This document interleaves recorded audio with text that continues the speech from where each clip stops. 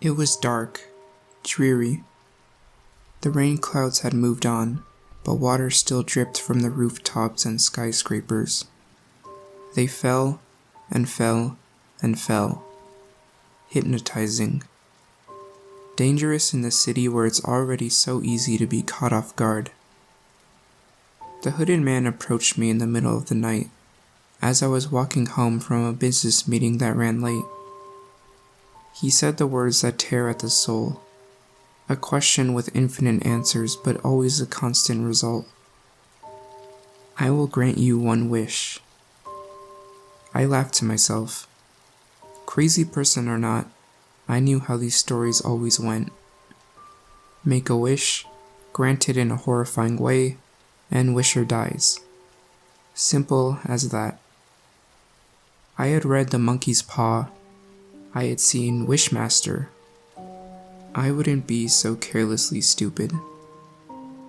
I thought myself clever when I made my wish, so innocuous that any play on it would be downright foolish. I wished for $1.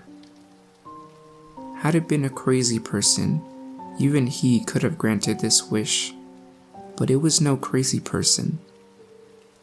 I watched as a hooded man raised his hands, cupping them around the air, and slowly pulled a single dollar into reality, as though out of a black hole. It gingerly floated down into my cupped hands.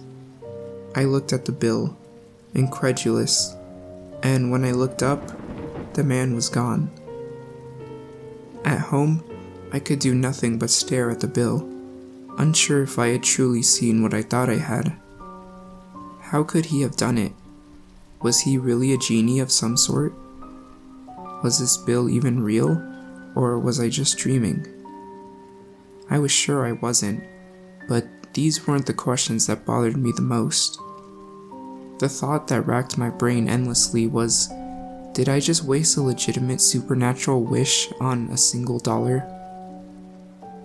I had figured, if the man was the kind of genie I'd been brought up by horror stories to believe in, that he would have created some sort of hell for me in this wish.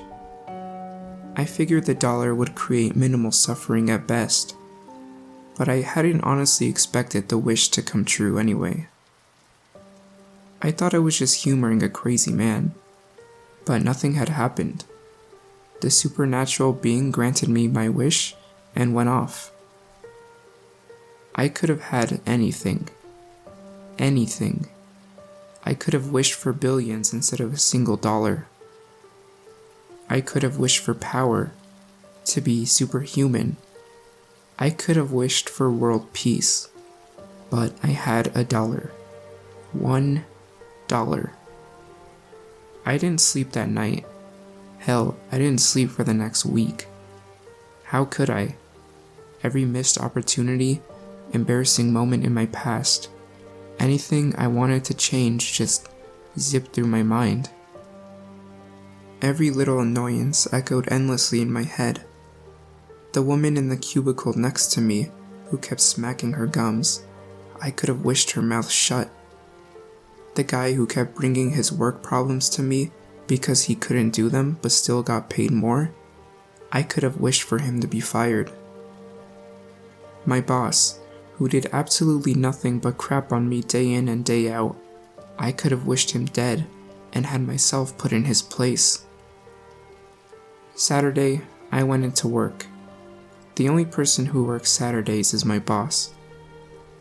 He never really worked. He went in to bang his secretary in empty offices while his wife was at home with her 2 kids, believing he was at work making them a better life. She would have thanked me. The stapler on my desk would do the trick.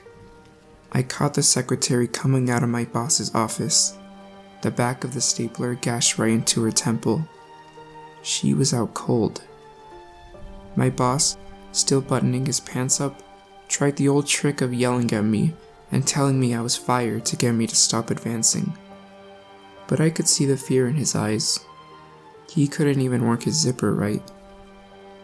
I pushed him onto the desk, grabbed the fountain pen off his desk, and stabbed him in both of his eyes.